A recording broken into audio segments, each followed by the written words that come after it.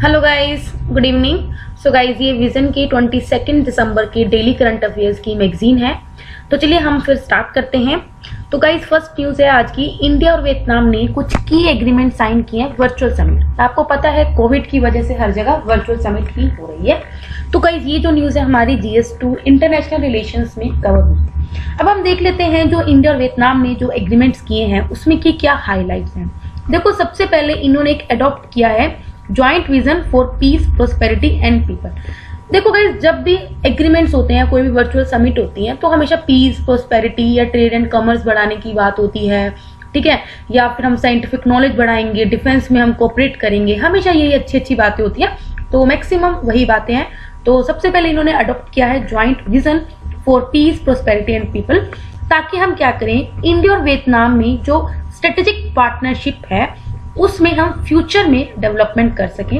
Second क्या है, हमने जो ज्वाइंट जो इंडिया और वियतनाम में जो बायलैटरल रिलेशंस थे उसको हमने अपग्रेड करके कॉम्प्रिहेंसिव स्ट्रेटेजिक पार्टनरशिप कर दिया था 2016 में। इसके अलावा इंडिया और वियतनाम अपनी स्ट्रेटेजिक पार्टनरशिप को बिल्ड कर रहे हैं, साथ ही साथ कोऑपरेट कर रहे हैं न्यूक्लियर पावर में, रीजनल सिक्योरिटी में, टेररिज्म को फाइट करने में, और जो हमारे ट्रांसनेशनल क्राइम या जो ड्रग की जो ट्रैफिकिंग होती है उन सब को प्रिवेंट करने के लिए क्या कर रहे हैं, दोनों जो कंट्रीज हैं कोऑपरेट कर रही हैं। इसके अलावा क्या है, इंडो पैसिफिक देखा जाए, आपको पता है कि इंडो पैसिफिक कितना ज्यादा स्ट्रेटेजिक रीजन बन चुका है।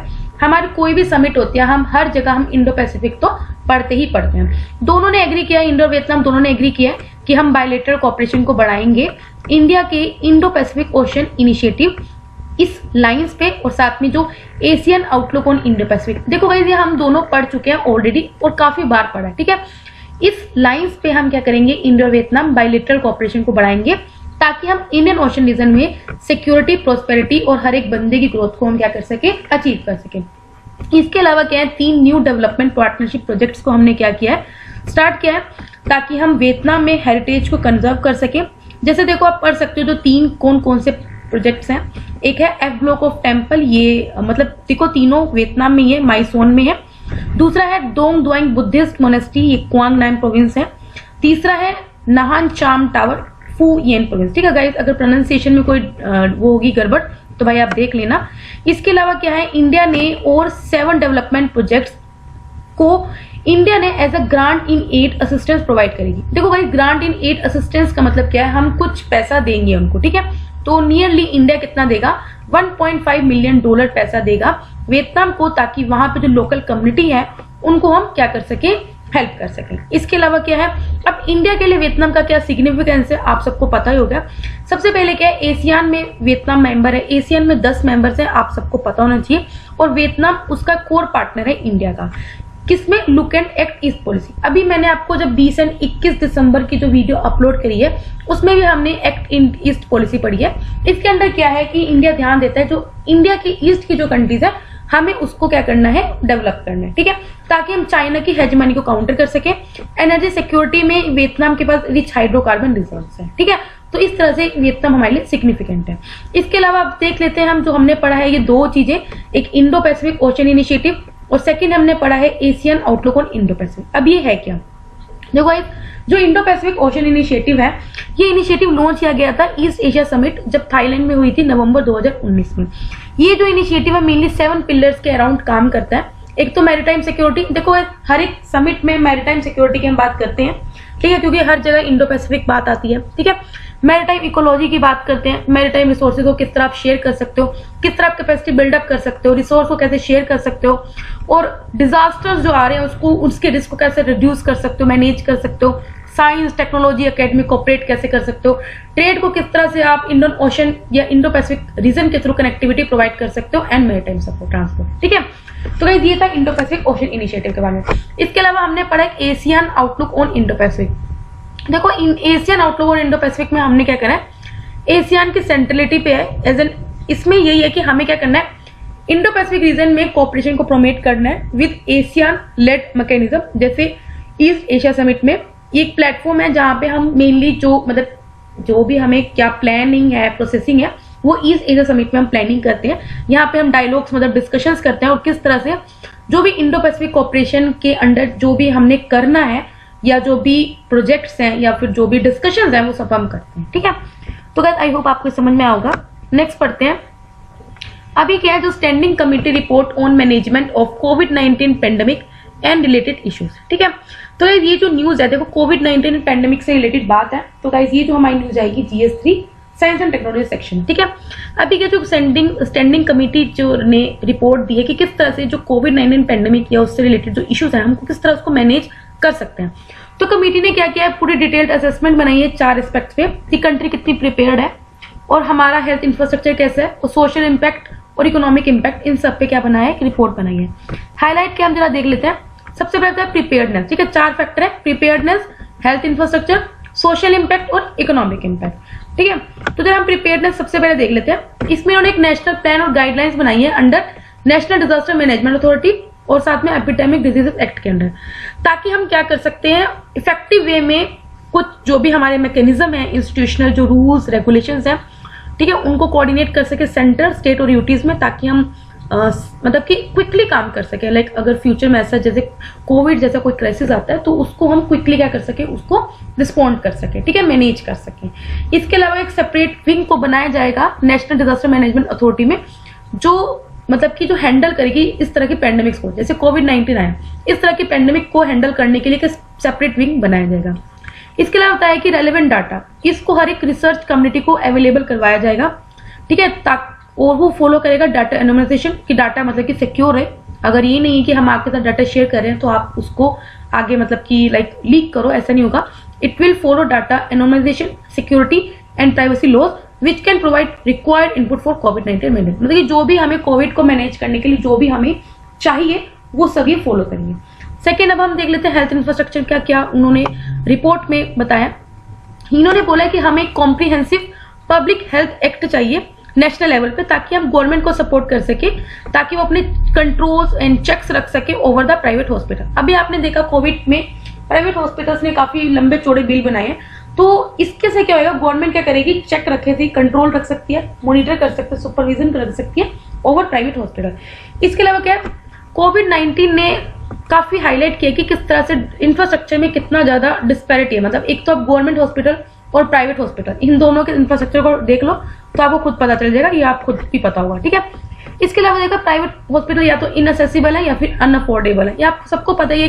इवन ये जो मिडिल क्लास बंदा है वो भी प्राइवेट हॉस्पिटल्स को ज्यादा, मतलब कि कोई एक लॉन्ग टर्म डिजीज है या बहुत बड़ी क्रॉनिक डिजीज है, उसमें एक मिडिल क्लास इंसान भी प्राइवेट हॉस्पिटल को अफोर्ड नहीं कर पाता, they are as much costly. ठीक है, इसके अलावा क्या हमें रेगुलेटरी मतलब कि एक मैकेनिज्म चाहिए जिसमें हम हॉस्पिटल्स पे चेक रख सकते हैं, ताकि वो कोई भी इंश्योरेंस क्लेम, जैसे आपको पता है मेडिकल इंश्योरेंस कराते हैं, कुछ प्राइवेट हॉस्पिटल्स क्या करते हैं, वो इंश्योरेंस क्लेम एक्सेप्ट नहीं करते। तो हमें कुछ ऐसा मैकेनिज्म बनाना चाहिए जिसमें जो प्राइवेट हॉस्पिटल है वो उन इंश्योरेंस क्लेम को मना ना करे। ठीक है, तो ऐसा होना चाहिए। सेकेंड है, third social impact. Social impact में ये देखा, जैसे माइग्रेंट वर्कर्स हैं, अब जैसे कोविड आया वो सब अपने घर आया, ठीक है, तो इसमें क्या, जो वर्कर्स अपने घर आए क्योंकि उनकी जॉब लॉस हुआ ड्यू टू द लॉकडाउन या फिर अनसर्टेनिटी आई due to the pandemic and the inadequate social security.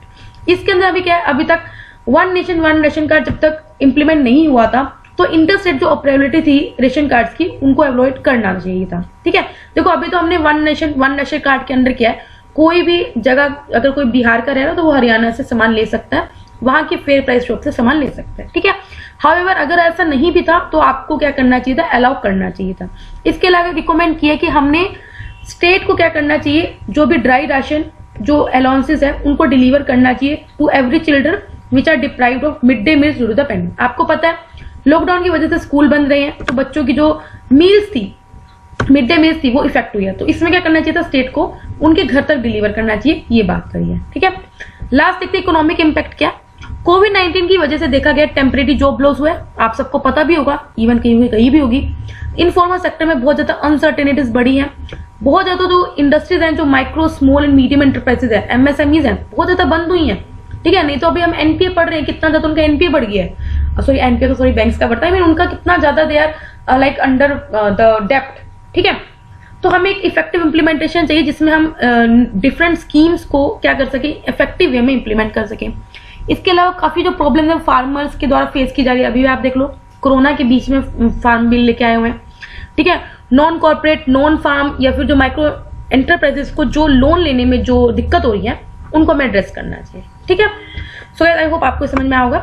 Next news में बढ़ते हैं हम अपनी status of leopards in India 2018 report released by ministry of environment, forest and climate change. तो guys ये जो न्यूज है हमारी GS3 एनवायरमेंट सेक्शन में कवर होगी। ठीक है, तो भाई देख लेते हैं लेपर्ड्स का क्या स्टेटस है इंडिया में। देखो ये जो लेपर्ड्स हैं they are the most adaptable carnivores. आपको पता है भाई कार्निवोरस होते हैं हर्बीवोरस, कार्निवोरस, ओमनिवोरस होते हैं। तो कार्निवोरस होते हैं जो मतलब कि एनिमल्स को क्या करते हैं, ईट करते हैं।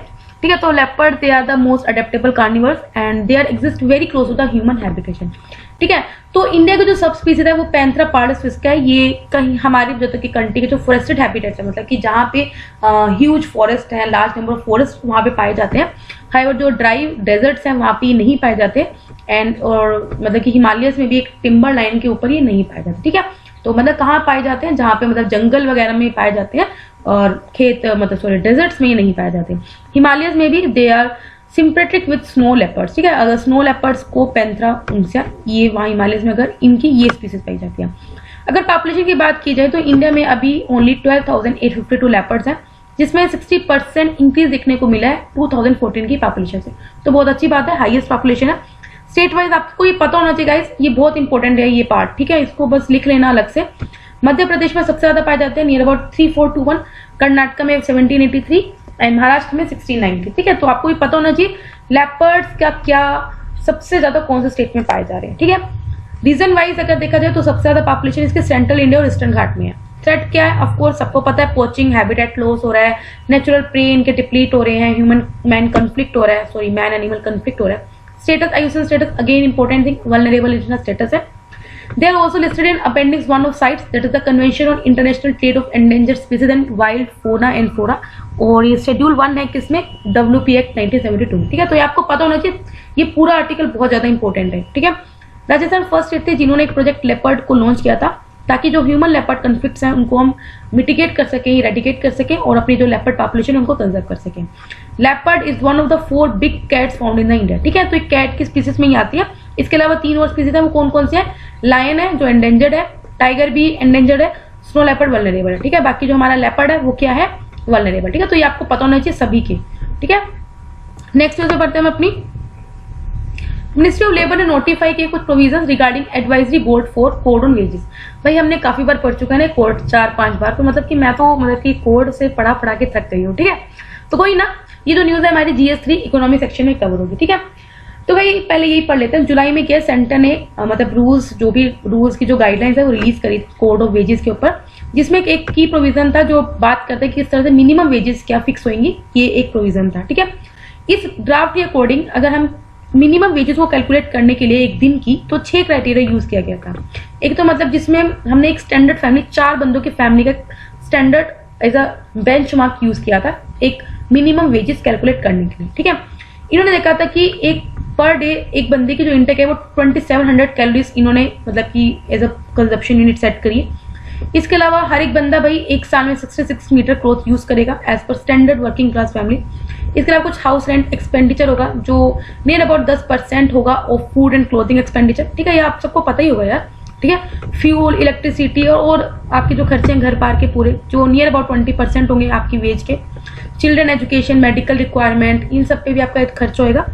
और जो कुछ कॉन्टीजेंसीज मतलब कुछ इमरजेंसी कुछ खर्चा पड़ गया वो नियर अबाउट 25% मिनिमम वेज का हो सकता है। ठीक है, तो इसमें क्या अभी सेंटर ने सेंटर एडवाइजरी बोर्ड कॉन्स्टिट्यूट किया है जिसमें कुछ पर्सन होंगे जो सेंटर नॉमिनेट किए करेगा, जिसमें एम्प्लॉयज सभी होंगे, कुछ इंडिपेंडेंट पर्सन, वुमेन, ये सब इसमें होंगे। मतलब कि सेंटर क्या करेगा, सेंट्रल एडवाइजरी बोर्ड को कॉन्स्टिट्यूट करेगा और उसमें जो मेंबर्स होंगे वो सेंटर नॉमिनेट करेगा, जिसमें कुछ पर्सन होंगे, इंडिपेंडेंट पर्सन होंगे, वुमेन होंगी, एम्प्लॉयज भी होंगे, जो सेंटर को एडवाइस करेगा हर एक इश्यूज पे रिलेटेड टू फिक्सेशन और revision of minimum wages and other related matter. ये भी वे सजेस्ट करेगा किस तरह से हम employment opportunity specially for women किस तरह से हम इंक्रीज कर सकते हैं। एक national floor level minimum wage होगा जो डिटरमिन किया जाएगा बोर्ड के द्वारा और फिर उसको मतलब कि कितने हमें मिनिमम वेजेस रखने चाहिए वो ये करेगा। ठीक है, करंट जो फ्लोर वेज है वो अभी सिर्फ एडवाइजरी है एज अ रिजल्ट किसकी वजह से जो मिनिमम वेजेस है ना कहीं पे बहुत कम दिए जा रहे हैं, 176 पर डे भी दिया जा रहा है। ठीक है, जो लेबर माइग्रेट करती है ना उसका एक रीजन ये भी है, मतलब बिहार यूपी में देखना मिनिमम वेजेस बहुत कम दिए जाते हैं। अगर आप यहीं पे हरियाणा में आओगे तो वहाँ पे बहुत अच्छे वेजेस दिए जाते हैं, ठीक है। तो माइग्रेशन का एक और वो भी है। मिनिमम वेज क्या होता है आप सबको पता है, it is the paid by an employer और industry to its worker irrespective of its ability to pay. ये हमें मतलब कि it is must provide not only for the bare substance of life, मतलब कि ये नहीं कि आपको मतलब कि सिर्फ उस बंदे की लाइफ इसलिए देना, नहीं भाई, ये आपके वर्कर की जो एफिशिएंसी है उसको प्रिजर्व करने के लिए भी देना है। Code on wage it one of the 4 labour act जो अभी इफेक्ट में आए हैं ऑन 1 अप्रैल नेक्स्ट ईयर से जो इफेक्ट में आएंगे उसमें से एक है, ठीक है। इसके अलावा आपको पता है हमने पढ़ा code on social security, occupational wages, ठीक है, तो काफी पढ़े हमने। नेक्स्ट पढ़ते हैं हम अपनी न्यूज। मिनिस्ट्री ऑफ पावर ने नोटिफाई किया कुछ right to electricity consumers through electricity right of consumer rules 2020, ठीक है। अगेन गाइस ये जो न्यूज है हमारी GS3 इकोनॉमी सेक्शन में कवर होगी, ठीक है। अभी कहते हैं 2020 में जो राइट ऑफ कंज्यूमर रूल्स आए हैं उसमें ये बताया कि हमें सिटीजन्स को एम्पावर किया है कि बाय लेइंग डाउन राइट्स कि क्या हमारे राइट्स है, मतलब कि आप इलेक्ट्रिसिटी कंज्यूम कर रहे हो तो आपके कुछ राइट्स हैं कि जो डिस्ट्रीब्यूशन कंपनीज होते हैं जैसे डिस्कॉम्स होती हैं they become more accountable to consumers, ठीक है। तो इलेक्ट्रिसिटी कॉन्करेंट सब्जेक्ट है, कॉन्करेंट सब्जेक्ट का मतलब उस पर सेंटर स्टेट दोनों रूल बना सकता है और सेंटर के पास पावर है इस पे रूल्स बनाने की, ठीक है, और एनफोर्स करने के लिए। फीचर्स क्या है, यही बात है कि न्यू कनेक्शन जो होंगे वो प्रीपेड और स्मार्ट प्रीपेड मीटर्स की बात कर रहे हैं। ये हमने पहले भी पढ़ा, प्रीपेड जैसे आप अपना फोन प्रीपेड होता है उसी तरह पहले आप अपने अकॉर्डिंग प्रीपेड कर लो, क्योंकि आपको पता है बहुत बुरी सर्विस है इंडिया में, इवन मेरे घर में खुद है, मतलब वो बिल मतलब रीडिंग नहीं लेने आते तो और अलबल कुछ भी बिल बना के दे देंगे, ठीक है। कभी 14,000 का दे देंगे, कभी 16,000 का दे देंगे, ठीक है, और कभी कभी 600-700 का देते हैं। तो ये क्या है, मतलब कि इनएफिशिएंसी है ना। तो एक न्यू कनेक्शन आएगा जिसमें प्रीपेड और स्मार्ट प्रीपेड मीटर्स की बात करी है, ठीक है, ताकि जो डिलेड बिलिंग या फिर जो इनकरेक्ट मीटरिंग की जो दिक्कतें है ना, ये जो इश्यूज है उसको रिजोल्व करें, ठीक है। इसके अलावा रिलेबल पावर सप्लाई की बात करें, मतलब कि 24 घंटे पावर सप्लाई आनी चाहिए और ये कंज्यूमर का अपना एक राइट है। कुछ कैटेगरी जैसे एग्रीकल्चर पावर रेगुलेटर, ये कुछ इनको आप लोअर आवर्स की सप्लाई स्पेसिफाई कर सकते हैं, क्योंकि आपने देखा होगा स्पेशली पंजाब हरियाणा के जो फार्मर्स हैं वो एग्रीकल्चर में बहुत ज्यादा इलेक्ट्रिसिटी का मिसयूज करते हैं। मिसयूज मतलब कि अगर पंप चल रहा है वो चलता रहता है, ठीक है, तो बहुत ज्यादा वेस्टेज होती है। इसके अलावा क्या है, कंपेंसेशन देने वाले कंज्यूमर्स को, एक कंज्यूमर क्लेम कर सकता है कंपेंसेशन अगर उसको सप्लाई नहीं मिल रही है, मतलब कि आपका राइट है कि आपके पास इलेक्ट्रिसिटी 24 घंटे होनी चाहिए और अगर आपको नहीं मिल रहा है वो राइट, तो मतलब आप कंपेंसेशन कर सकते हो कि अभी मेरे को सप्लाई नहीं मिल रही है, या अगर आपको इंटरप्टेड इलेक्ट्रिसिटी सप्लाई मिल रही है, ठीक है, अगर आपको कोई डिफेक्टिव मीटर हो गया, अगर उसका रिप्लेसमेंट नहीं हो रहा, तो अभी आप क्या कर सकते हो, कंपेंसेशन की डिमांड कर सकते हैं, ठीक है। कंज्यूमर एज प्रोज्यूमर, मतलब कि जो कंज्यूम कर सकते हैं वो प्रोड्यूस भी कर सकते हैं। जैसे अब हम फार्म सोलर एनर्जी की बात करते हैं, जो फार्मर्स हैं वो अपने फार्म लैंड पे सोलर एनर्जी प्रोड्यूस करें, मतलब कि जो कंज्यूमर है वो एज ए प्रोड्यूसर एक्ट कर रहे हैं, ठीक है। वाई जो प्रोज्यूमर क्या करता है, कंज्यूमर स्टेटस मेंटेन करता है, इनके पास अपना राइट है कि वो रिन्यूएबल एनर्जी जनरेशन यूनिट को सेटअप कर सकते हैं या खुद कर सकते हैं या किसी सर्विस प्रोवाइडर के थ्रू कर सकते हैं। ऑनलाइन एक्सेस होना चाहिए टू वेरियस सर्विस जैसे एप्लीकेशन सबमिशन का, monitoring status of application, payment of bills etcetera, ठीक है। इसके अलावा कंज्यूमर ग्रीवेंस रिड्रेसल फॉर्म होना चाहिए जहां पे भाई ऑफ कोर्स जो भी हमारे जो किसमें कंज्यूमर और प्रोज्यूमर रिप्रेजेंटेटिव होगा, मतलब आपकी कोई भी कंप्लेंट है, कोई भी आपके दुख दर्द है, वो ये आपकी जो फॉर्म है वो आपके दूर करेगी, ठीक है। चलो अब हम बढ़ते हैं अपनी छोटी छोटी न्यूज पे। सबसे पहले है इलेक्शन कमीशन लुक कर रही है at the vote from work place EVM, मतलब देखो आपको पता है लाइक अगर आप कहीं के रेजिडेंस हो, दिल्ली के रेजिडेंस हो और बेंगलोर जॉब कर रहे हो, तो भाई आप एक वोट देने के लिए दिल्ली आना बहुत मुश्किल हो जाता है, ठीक है। तो इलेक्शन कमीशन प्लान करिए कि वो माइग्रेंट्स को अलाउ करे कि वो किसी भी कैंडिडेट को जो वोट करना चाहते हैं वो अपने जहां पे वो रह रहे हैं, वर्क जहां पे वो काम करें वहां से कर सकते हैं from anywhere in the country. ये प्रपोजल आया अंडर डिस्कशन, कभी डिस्कशन हुई है in a new age electronic voting machine कि हमें एक डायनेमिक कैंडिडेट लिस्ट होनी चाहिए, ताकि मतलब कि देखो आपको पता है स्टैटिक एक होती है, मतलब स्टैटिक मतलब कि जैसे आप जहां आप रह रहे हो, जहां आपका परमानेंट एड्रेस है, उसी हिसाब से आपका जो पोलिंग बूथ होता है वहीं पे आप जाके वोट कर सकते हो।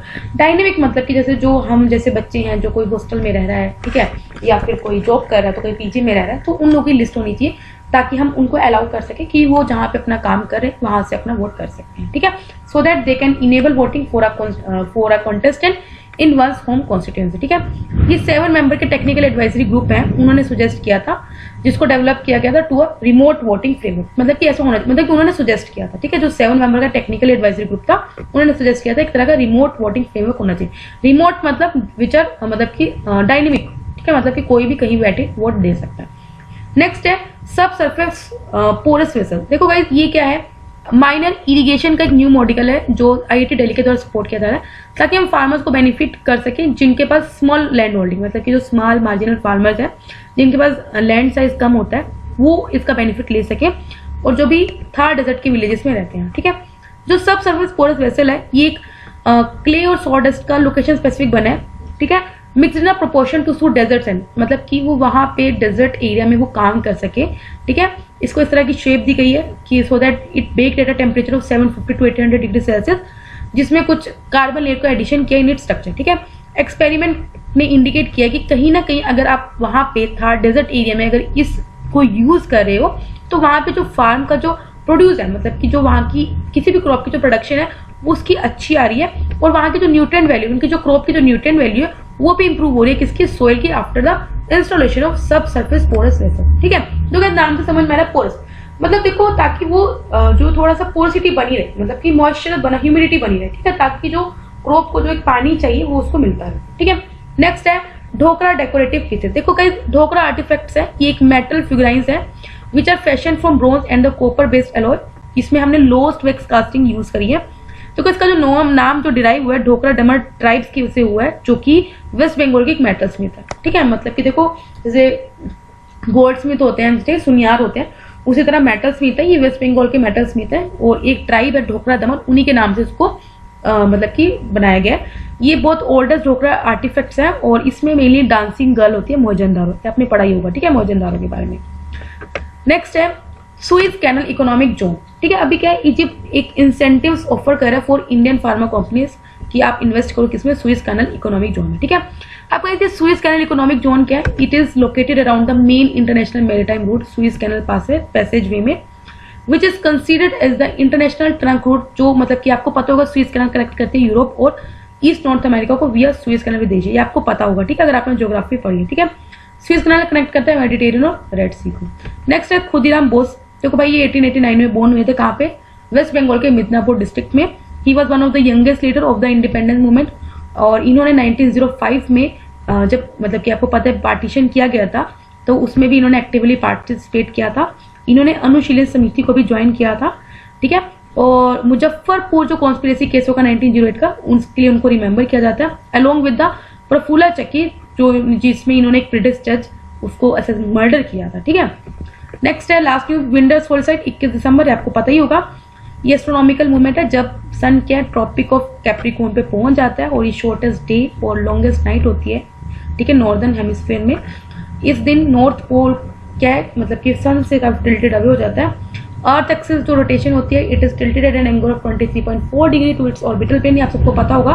ठीक है, this tilt combined with factor जैसे अर्थ की स्पिन होगी, इसकी वजह से क्या है, जो सनलाइट की जो ड्यूरेशन है उसमें वेरिएशन देखने को मिलता है, और इवन कि जो प्लेनेट हमारा जो रिसीव करता है सनलाइट, ठीक है, उसकी लोकेशन में भी डिफरेंस देखने को मिलता है। ठीक है, सो गाइस अभी 22 दिसंबर की डेली करंट अफेयर्स की मैगजीन मैंने अपडेट कर दी है। पसंद आए तो लाइक करना, कोई भी डाउट हो कमेंट करना। तब तक के लिए बाय बाय, टाटा।